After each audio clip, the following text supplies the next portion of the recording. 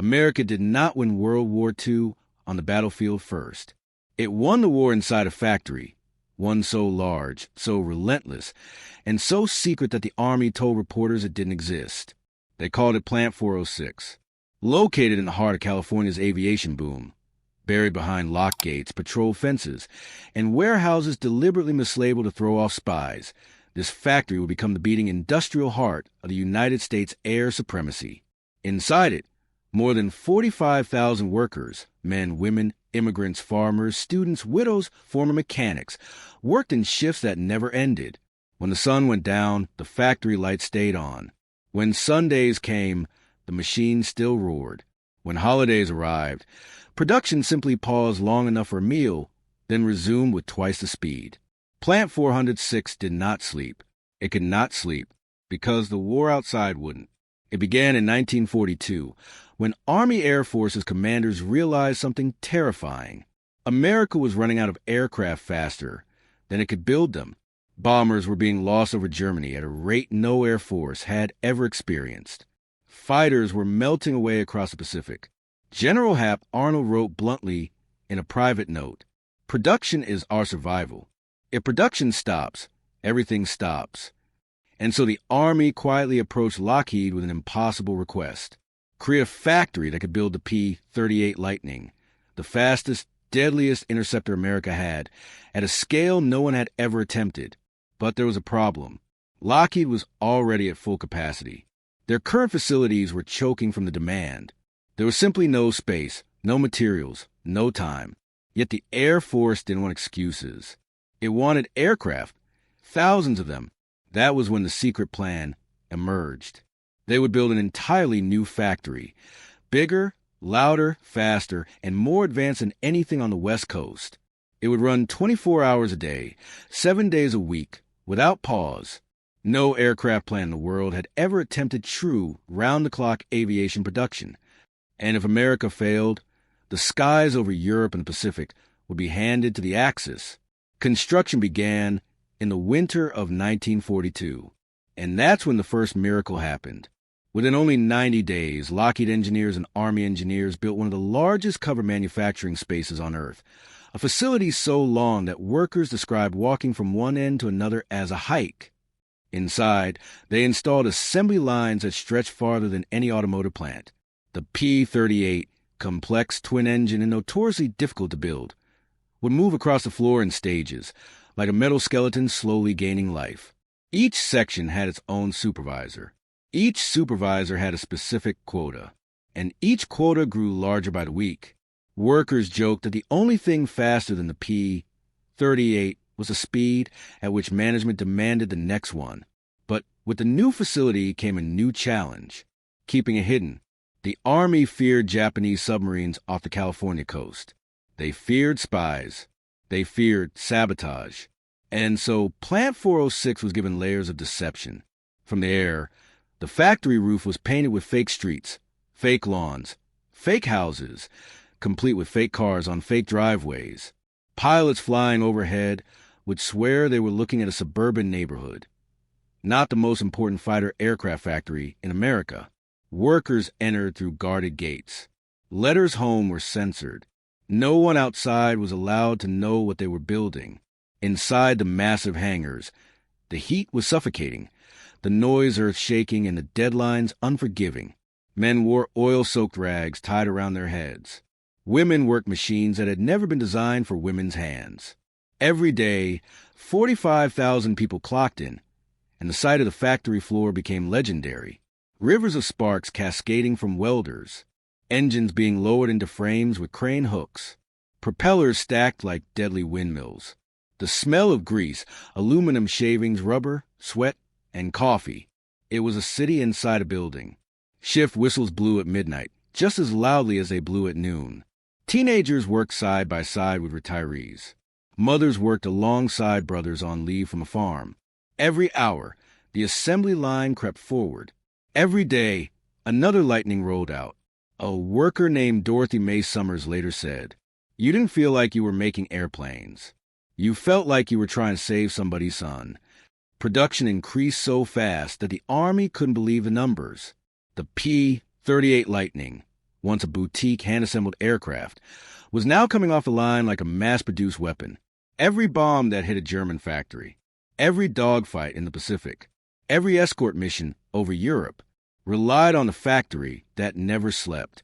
Plant 406 wasn't just a building. It was the industrial miracle that turned America from a country still recovering from the Depression into the greatest aviation power in history. And it was only the beginning.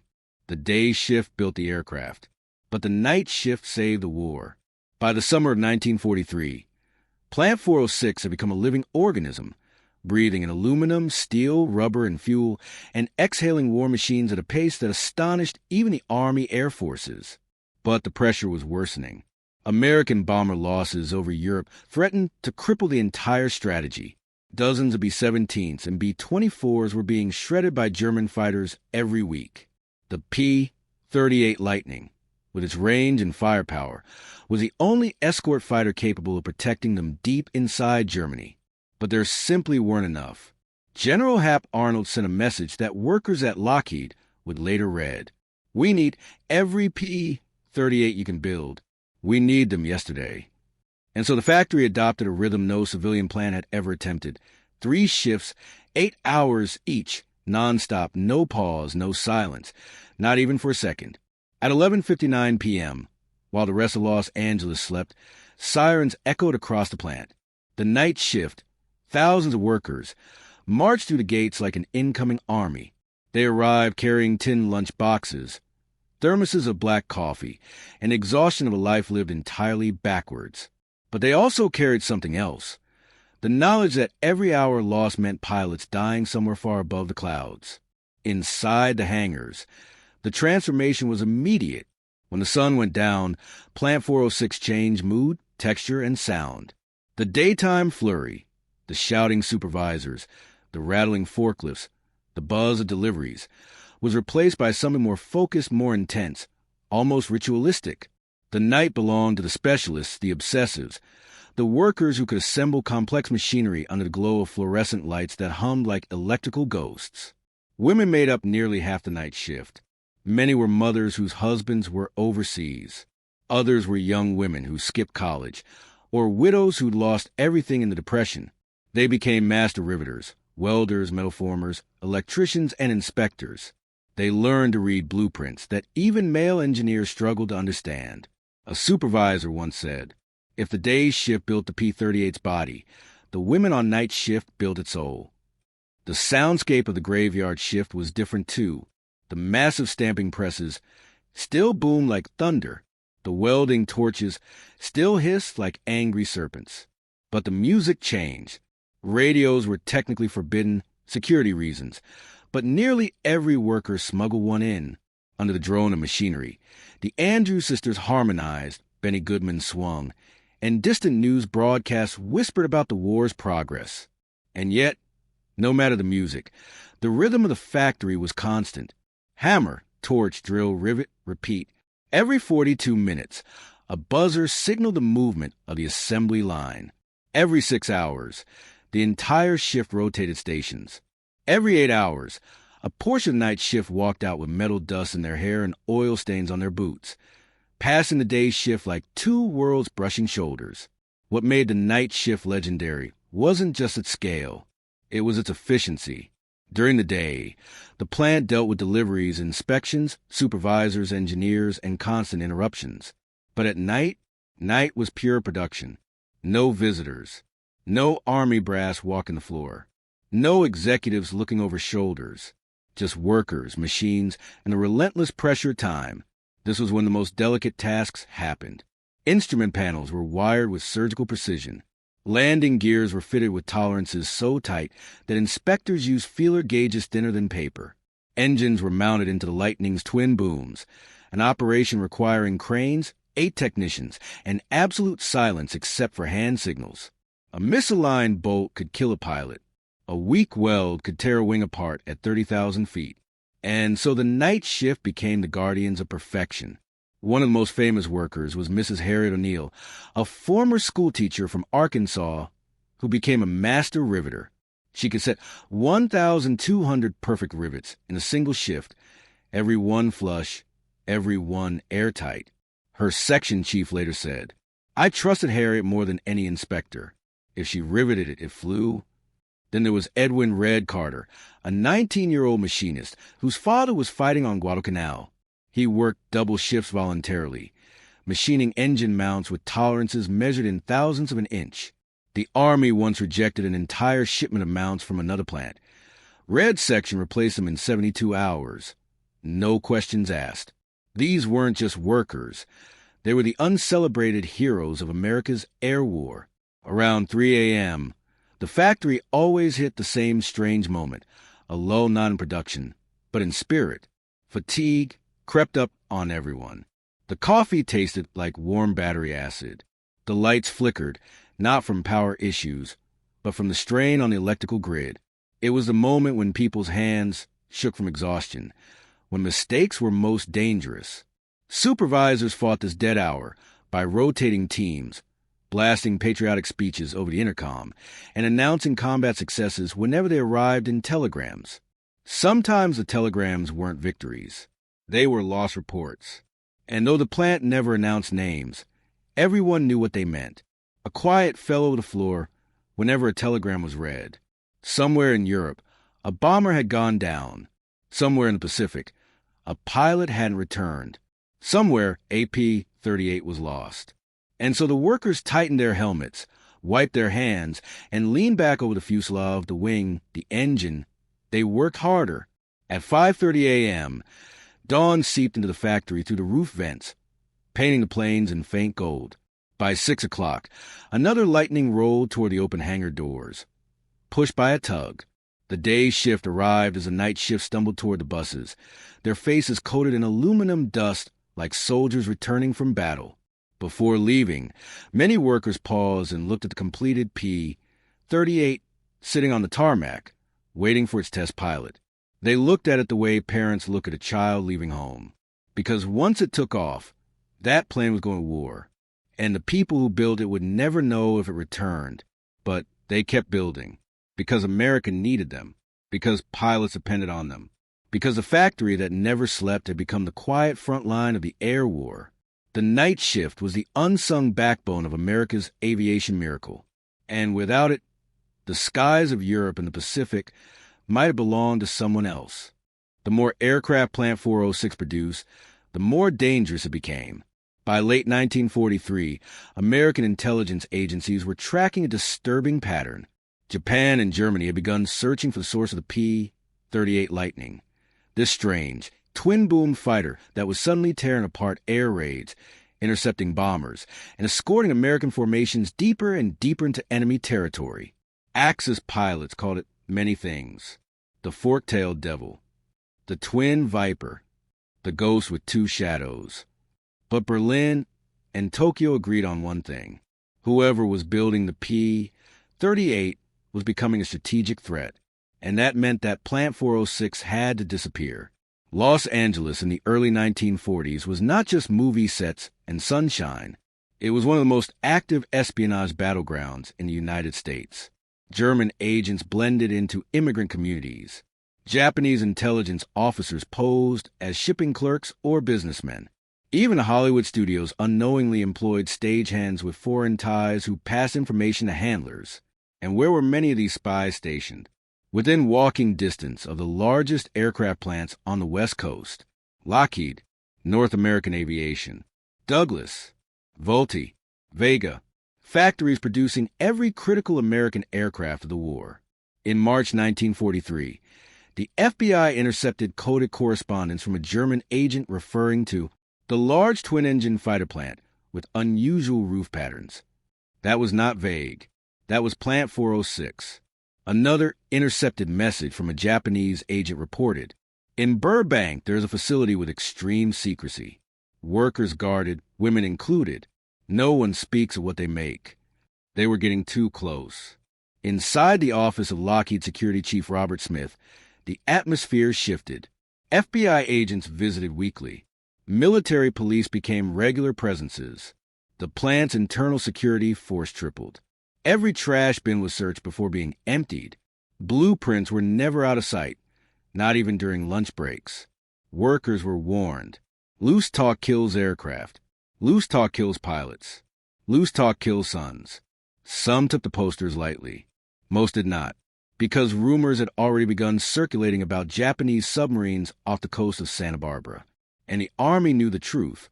A single submarine-launched shelling, even if inaccurate, could cripple aircraft production for weeks. Plant 406 had become a target, and a target needed camouflage. The Army Air Forces launched one of the most ambitious deception operations in American industrial history. If the factory couldn't be hidden behind mountains, if it couldn't be relocated inland, if it couldn't be shut down even for an hour, then it would have to vanish from the sky. And so, the Army contacted Hollywood set designers, not military engineers, not Army architects, not camouflage experts. Hollywood, the same creative minds who built Egyptian temples for film sets, fake European cities for war movies, and entire medieval castles out of plywood. These were the people the Army believed could create the greatest illusion the home front had ever attempted. The mission: make the entire factory look like a quiet American suburb. Within weeks, carpenters, painters, artists, and designers descended on Plant 406, not to build aircraft, but to disguise them. The roof of the factory, nearly a square mile of steel and concrete, was transformed into an artificial town.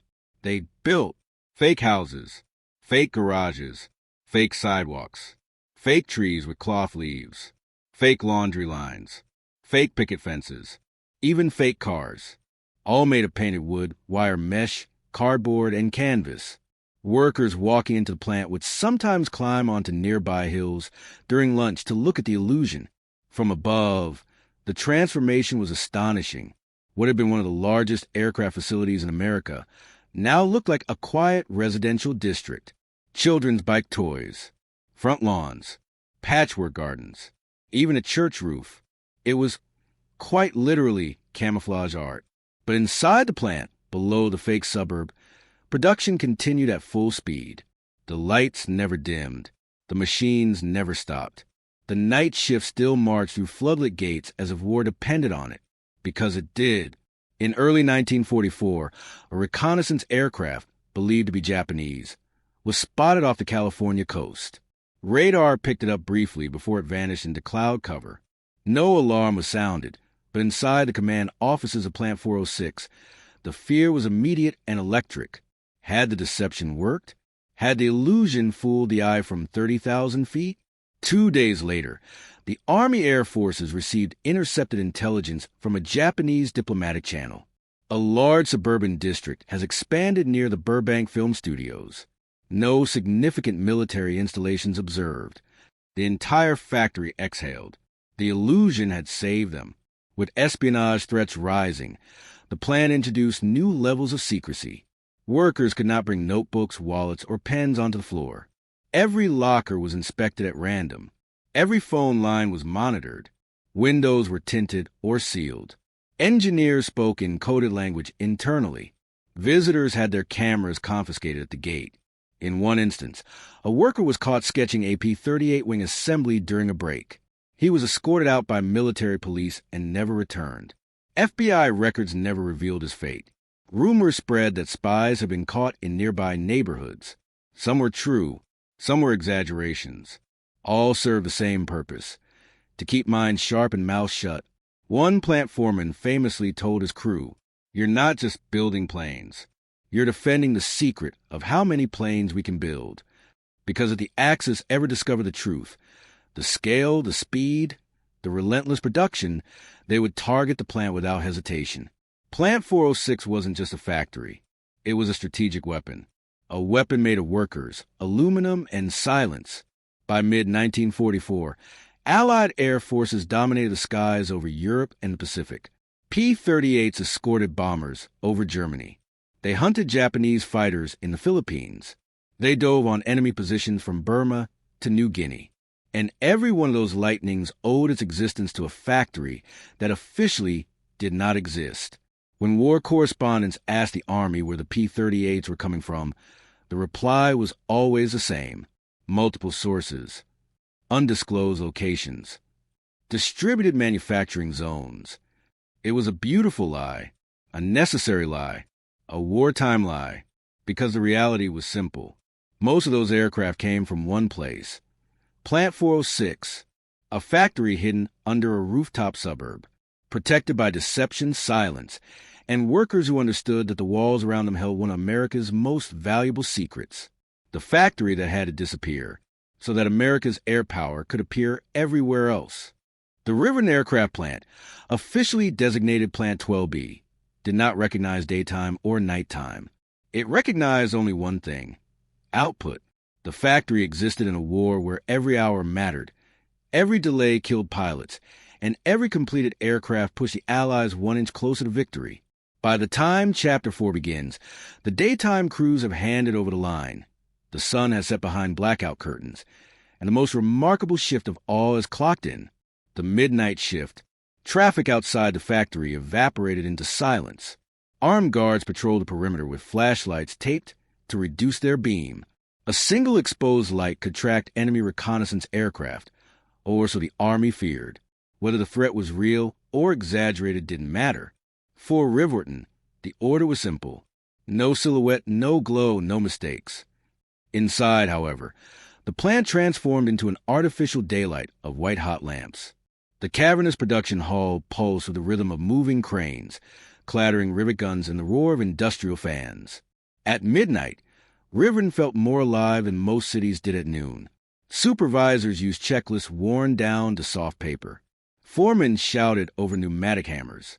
The smell of steel dust, oil, burnt metal, and coffee blended into its own kind of perfume, a scent every worker could identify decades later with one inhale. But what made the midnight shift legendary wasn't just the chaos. It was the people who powered it. Almost 70% of Riverton's midnight workers were women, many of them single mothers, widows, or wives whose husbands were overseas. They arrived wearing bandanas, slacks, and lunch pails dented from months of use. Their faces were tired, but their eyes showed a stubborn sense of purpose. Anna Ward, a former schoolteacher, now supervised the wing assembly line. Earlier in the war, she had never touched a wrench. Now she oversaw 95 workers who depended on her decisions. "These aren't wings," she told her new recruits. "They are lifelines, and someone's son will trust you with his life." Beside her, Rashid Thompson, a machinist from Detroit, operated a milling machine that carved engine mounts out of solid aluminum. His shift lasted 10 hours, but he rarely left early. Rashid had lost a cousin at Pearl Harbor. Every engine he finished was personal. And then there were the teenage apprentices, boys of 16 or 17, too young to enlist but desperate to contribute. On this night, one of them, Charlie Benton, inspected landing gear struts using an ultrasonic device the factory barely understood. His hands shook from fatigue, but his precision was unmatched. Plant 12BS machinery ran continuously for months. That meant things broke, often, when a hydraulic press jammed on line 3 at 2:17 a.m. The entire wing assembly halted. A breakdown like that could delay the day's shift by hours. 2 maintenance specialists, Eleanor Price and Hank Dawson, rushed to the scene. The press was the size of a tank, glowing hot from continuous operation. One mistake could crush a man flat. Eleanor crawled inside the machine's steel cavity while Hank monitored the pressure valves. "You got 5 minutes before the foreman panics," Hank yelled. "I only need 3, she shot back. She wasn't bragging. She was right. At 2:20 a.m., the machine roared back to life, and the entire hall erupted with applause. It wasn't celebration, it was relief. Every second gained meant another bomber in the sky, instead of on paper. By 1944, Riverton's midnight shift produced nearly 40% of all landing gear assemblies, 30% of fuselage components, half of the spare parts used by frontline maintenance units. These workers didn't just build planes. They kept the entire American air arsenal moving. When planes were lost in Europe or the Pacific, it was often the night shift replacement parts that got new aircraft airborne in record time. A colonel from the War Production Board once said, "If the midnight shift stops, the air war stops." And he wasn't exaggerating. At 3 a.m., workers took their short break. They sat on crates, toolboxes, or the concrete floor, sipping steaming coffee poured from thermos bottles decorated with stickers of movie stars or pin-up art. Someone always brought a portable radio. Benny Goodman, the Andrews sisters, or Glenn Miller filled a hall with a faint music that barely survived the roar of machines. There were friendships, jokes, romances, and whispered worries about telegrams that might arrive at dawn. Some nights, chaplains visited the floor and blessed the workers, praying for the pilots who would one day depend on their handiwork. The pressure was immense. Quality inspectors roamed the lines with magnifying glasses and gauges. A single bad rivet could mean a wing failing under combat stress. Workers signed every component they built, an accountability system that made every mistake traceable. Some signed proudly, some signed nervously, but all signed. And that signature became a silent promise to strangers flying thousands of miles away. At 6:58 a.m., the plant loudspeakers signaled shift change. The night workers washed their hands in industrial sinks, grabbed their coats, and walked toward the double doors as sunlight crept over the horizon. The day shift arrived cheerful and rested. The night shift left exhausted and hollow-eyed, but they walked out with their heads high because they knew something the rest of America didn't. They were fighting the war just as much as any soldier with a rifle. By the time Chapter 5 begins, Riverton's production numbers have reached levels once dismissed as impossible. The factory wasn't just building aircraft. It was bending time, compressing 6-month engineering cycles into weeks, sometimes days. What the world saw as American industrial might was, behind the walls of Plant 12B, a coordinated storm of sweat, noise, science, and desperation. This is a chapter where the factory crosses a threshold impossible to reverse. The point where workers stop being cogs in the system and become the system itself. Inside Riverton, the assembly line was a living organism. At one end, raw aluminum ingots arrived on flatbed trucks. At the other, fully functioning aircraft rolled out under camouflage netting, their engines coughing alive for the first time. In between those 2 points, thousands of workers performed tasks timed to the second. The line didn't slow down for anything. Not weather, not machinery failures, not personal tragedies. The motto painted above the main walkway read, "Delay means danger." It wasn't propaganda. It was a truth. Every hour an aircraft wasn't delivered meant pilots flew outdated, damaged, or fatigue-worn machines into combat. To hit their production quotas, Riverton had changed the very definition of time inside a factory. In early 1943, the War Production Board issued a staggering order: increase monthly fighter output by 25% in 5 weeks. Engineers were shocked. Foremen were stunned. Mathematicians said the numbers didn't make sense. But Riverton understood the subtext. A massive Allied air offensive was coming, and it would live or die on the backs of the aircraft built here. The factory redesigned its entire workflow overnight. Walkways were rerouted. Parts bins were reorganized by seconds saved per worker. Assembly tasks were broken into smaller micro-steps. Cranes were assigned dedicated rails to avoid collisions. Engineers mapped the entire plant's output using giant wall charts and color pins. Nothing was sacred. Nothing was immune to revision.